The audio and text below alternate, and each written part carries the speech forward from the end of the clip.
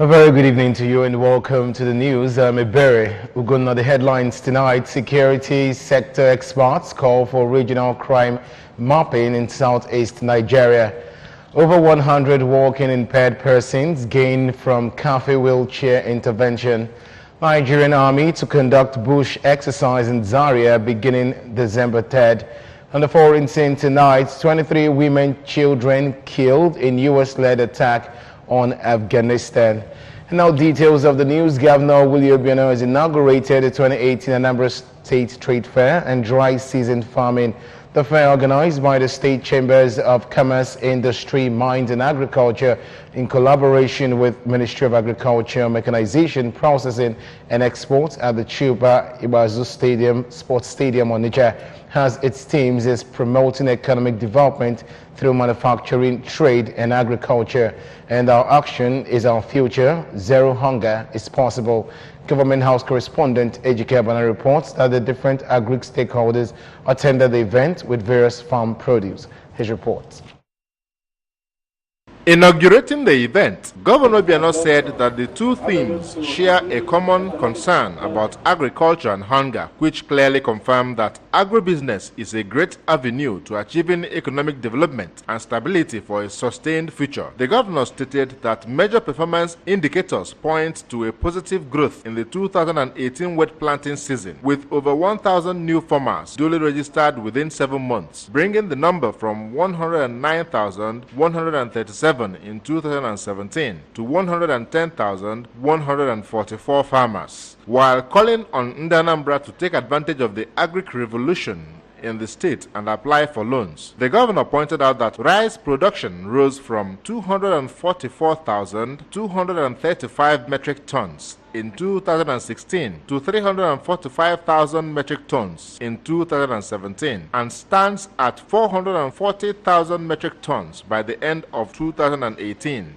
While cassava production shot up from 1,792,596 in 2016 to 1,881,589 metric tons in 2017, and maize production increased from 39,902 to 43,521 metric tons in the last planting season, which evidently increased land utilization due to influx of more people into the agriculture sector. When I look at the trends of our national economy, I feel justified in my decision to make agriculture the #1 pillar of my network. As a pursuit of this, we have set out on putting our efforts to mechanize agriculture in 2019. We have made adequate arrangements to provide more access to capital-intensive farm machinery like tractors and other equipment of our farmers. To achieve this, we have finalized plans to invest the sum of 1.5 billion to develop over 5,000 hectares of land within our community. The Commissioner for Trade and Commerce, Dr. Christian Madubuko, said that the fair provides a platform for Anambra and investors to showcase their products and services, while the Commissioner for Agriculture, Mechanization, Processing and Export, Mr. Afam Mbanefo, stressed that activities and efforts in the ministry now gears towards increased promotion of agriculture as a business. Thank the Executive Governor of Anambra State, His Excellency Chief Dr. Willie Obiano, for his usual support to this type of occasion and promoting development in Anambra State. The fact that you are a very good supporter of collaboration, and the reason why we decided to collaborate as a ministry with Ministry of Commerce and Industry and ANSIPA is because we think agribusiness. And Your Excellency, for the fact that the things that we have done and what you have asked us and promised us and supported us to do is gearing towards developing agriculture as a business.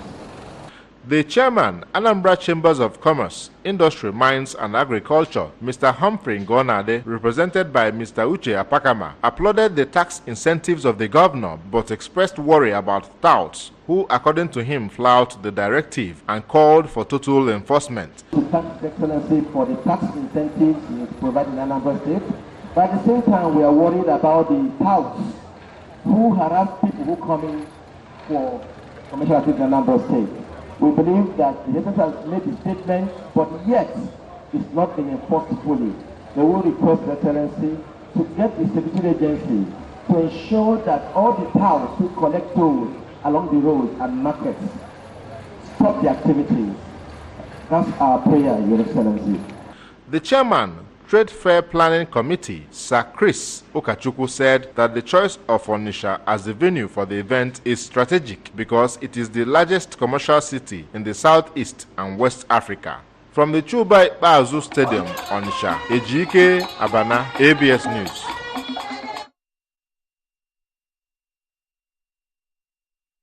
Says effective and efficient security architecture is the key to unlocking the potentials of the Southeast region as the Southeast Regional Security Management Course ends in Oka. The event drew participants from various security agencies in Nigeria, the clergy and other stakeholders. Correspondent Chibuzo Okoye completes the story. The course aims to promote and encourage multi-stakeholders cooperation within the Southeast state governments in programming for activities that focus on the development of local and regional security architecture, prevention of crime, and building collaborative efforts in the management of internal security in the Southeast region. Governor Willie Obiano, represented by the Secretary to the State Government, Professor Solochu Ulobel, in a closing remark said that security is top on the agenda of his administration. Hence, the reason he organized a security summit within 30 days he assumed office as the governor of the state, which ideas generated at the end of the summit gave birth to Operation Pochap. Governor Obiano, who reiterated the need for synergy among the 5 eastern states to effectively police the region, urged participants to utilize all the knowledge garnered at the course to strengthen the security of the region. We also know that Anambra State has been adjudged by several other people to be the safest state in Nigeria today. Indeed, beyond Nigeria, because only 2 weeks ago, His Excellency received an award. We didn't know this was going on for as far away as Dakar, judged as the best governor in West Africa and Sahel on security. Delivering a lecture, the Provost, Air Force Institute of Technology, Kaduna, Professor Emmanuel Ezugu, made a case for crime mapping of the Southeast region, but revealed that no substantial advancement can be made without a policy framework that spells out tactical, strategic, and administrative goals and objectives of the security management of the Southeast region. Professor Ezugu made it clear that sustainable security management of the region cannot be achieved through isolated efforts and struggle for relevance, and called for restructuring of the security outfits in Nigeria. Effective crime mapping for the Southeast region therefore cannot be obtainable without a proper geospatial location of security outfits for accurate crime reporting and promptness in response to reports whenever crimes are being perpetrated. Technology for crime mapping. However, we are yet to channel our resources in the right place that guarantees sustenance of our national development, namely security.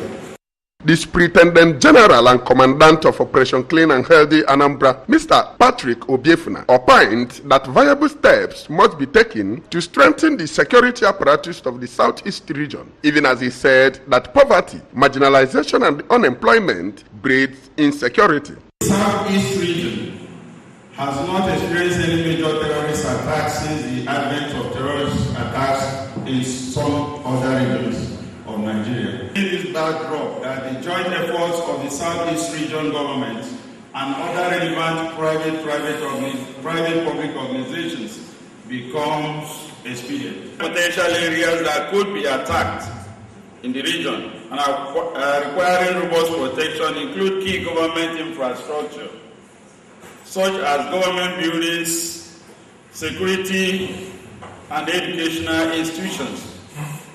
The Southeast Regional Security Management Corps has its team as protecting the Southeast region in the age of catastrophic terrorism. In Oka, it's been Chibuzo Okoye for ABS News.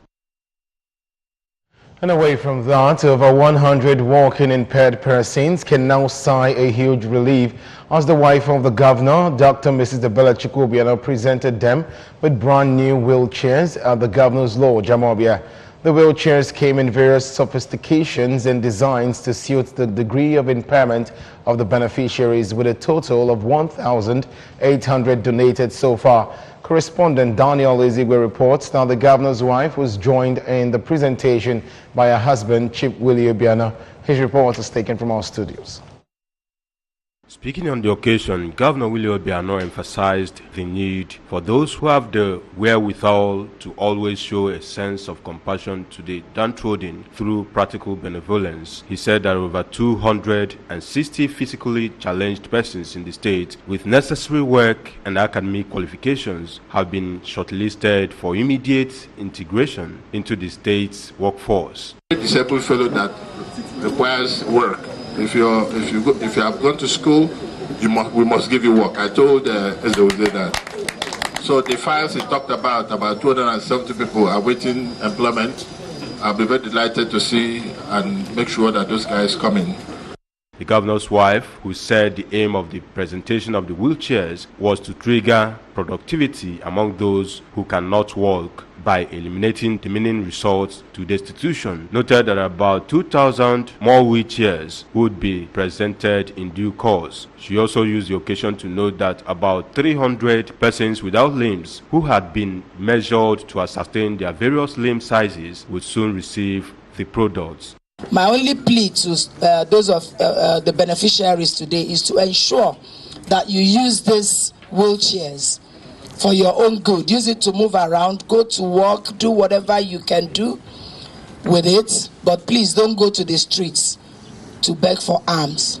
Earlier in their respective addresses, the Senior Special Assistant to the Governor on Disability Matters, Barrister Chuks Ezeuzie, and the Permanent Secretary, Ministry of Social Welfare, Children and Women Affairs, Dr. Azo Kaufomata, said the donation of the wheelchairs, amid other all-persons inclusive policies, have put the present administration in the limelight of human history.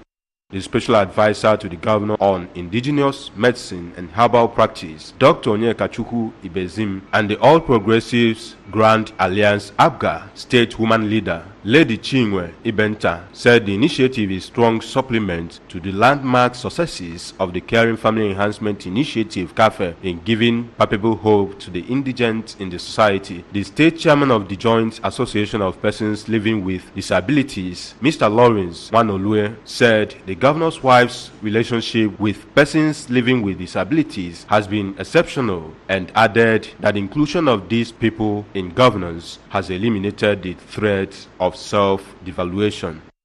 Our prayers is that God will continue to contend against any forces that is contending against your administration. God will continue to bless you. God will continue to elevate you. Knights of St. Christopher Diocese under Niger has celebrated their 36 years anniversary with pomp and pageantry. The Knights came out in their numbers to participate in the event that held recently in Onitsha. Staff reporter Ogochukwu has details.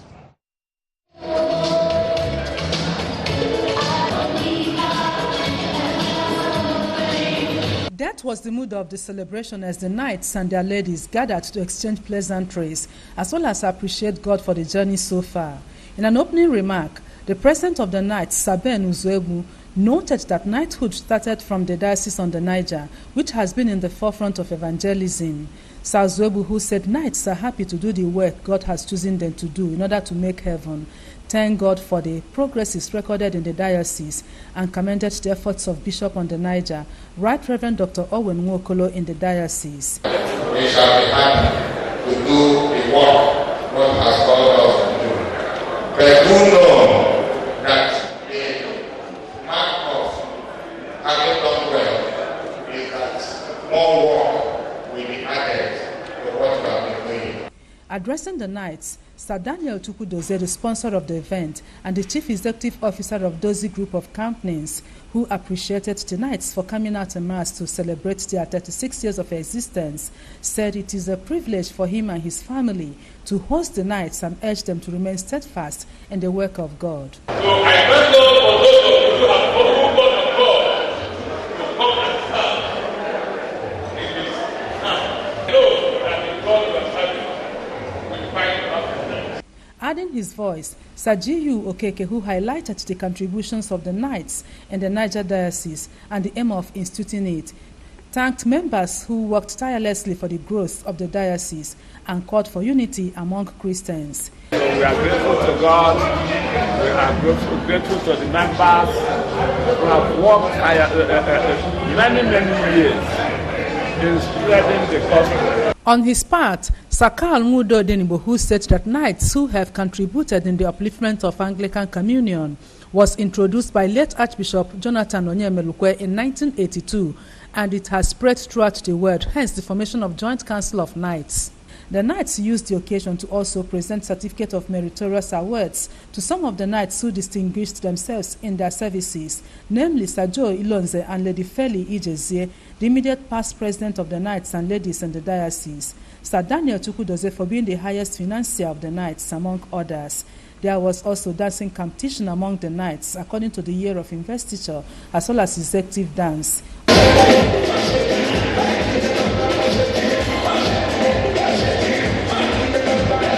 Ogochukwu Orano for ABS News.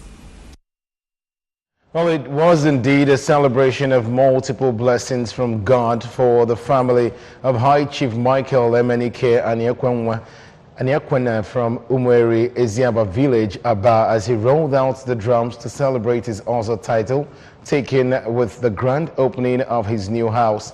The event attracted the who is who to Aba community, including government functionaries, traditional rulers, community leaders, friends and business associates of the celebrants who came to rejoice with the chairman of Anambra Group in a grand ceremony he tagged the Ubi Day. Details is from our studios.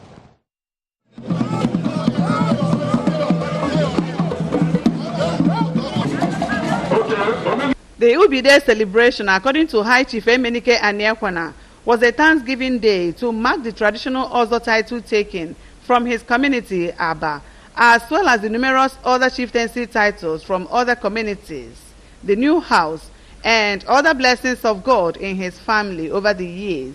High Chief Aniakwena maintained that Ubi Day will be celebrated annually in the next 5 years for Aba community in particular and Nigeria at large.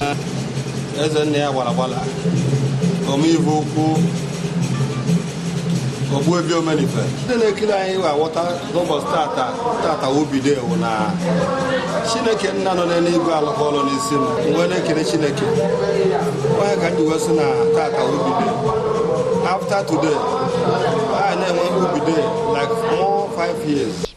On her part, the wife of the celebrant, Lola Adobi Morin Aniakwena, observed that God has been immensely gracious to her family, pointing out that she's returning all the glory to God as the author and finisher of all that is good. If I never was the tag when I need chosen, let's celebrate the chieftaincy title. Ubi there, Afadi Muzalo, Deka Ubi Nemeni Naba. Also speaking, a grand uncle of the celebrant, Professor James Nwoye Adichie, described High Chief Emenike Aniakwena as a worthy son of Aba, who has distinguished himself at a young age to be multiply honored and recognized in both his hometown and beyond. He urged him to remain a shining example of a young traditional title holder.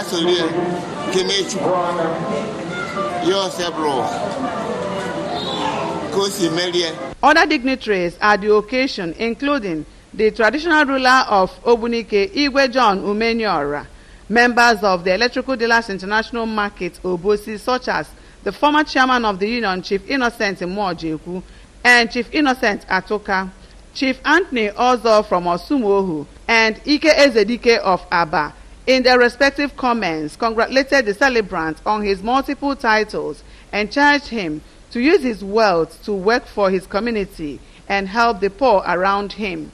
Presentation of gifts by Omenife 8th grade, Aba Committee of Friends, and Ama for Welfare Union, among other groups, cutting of the cake, dance by the celebrant and his wife, masquerade displays and cultural dances added color to the event. From Aba, Njide Ezonyejak reporting for ABS News.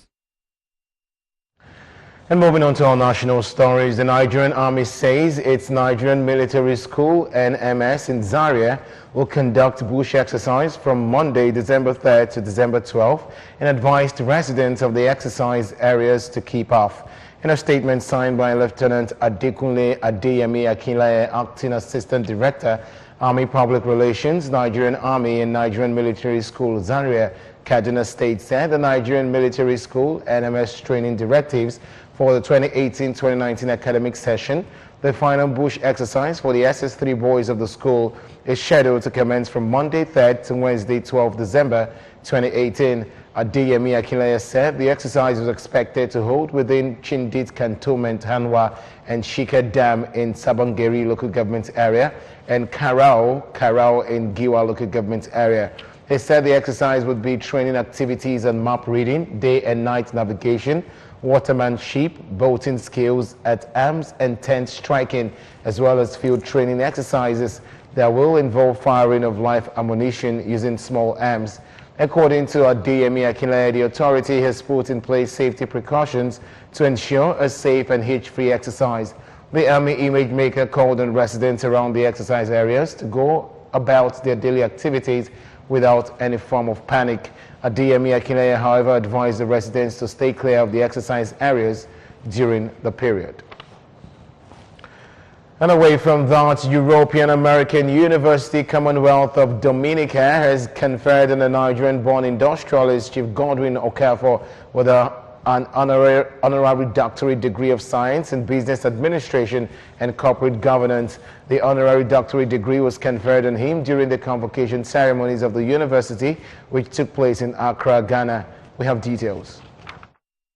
Speaking shortly after receiving the doctorate degree, Chief Okafor is also the Managing Director and Chief Executive Officer of Wincofoam Industries Limited, described the honor as a great surprise to him as his exploits in the industrial sector is being recognized both at home and in the diaspora, and maintained that such an award will spur him to continue with his humanitarian work. He said that he will continue to use his products, the Wincofoam, which has become a household name, in improving the living standards of the people. Conferring the doctorate degree on Chief Okafor, the president of the governing council of the university, Professor John Kessie, who was flanked by the university's vice president, Professor Andrew Lenley, said that Chief Okafor was gratefully selected by the governing council of the university in view of his contributions to the growth of the society and his business acumen. Chief Okafor was a one-time president of Foam Manufacturers Association of Nigeria.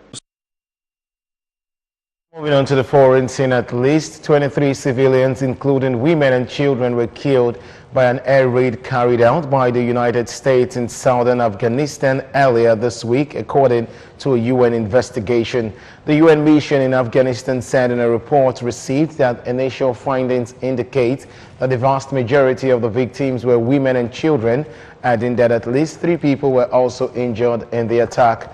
The attack occurred during a firefight between Afghan special forces working with UN advisors and Taliban fighters late on Tuesday in Restiv Helmand province. NATO said air support was requested by security forces on the ground as the fighters deployed heavy weapons and retreated into a nearby compound. Provincial authorities had earlier said several members of a single family appeared to have been killed in the attack, with one official saying that at least 18 civilians were killed, which could not be confirmed. NATO has said it was investigating the incident. Haji Muhammad, who lived near where the incident occurred, said the attack came after the Taliban entered a home during a battle with security forces, saying it killed several civilians inside along with 9 fighters. And sports news tonight, Nigeria's Ahmad Musa Asishat Oshuala have been announced as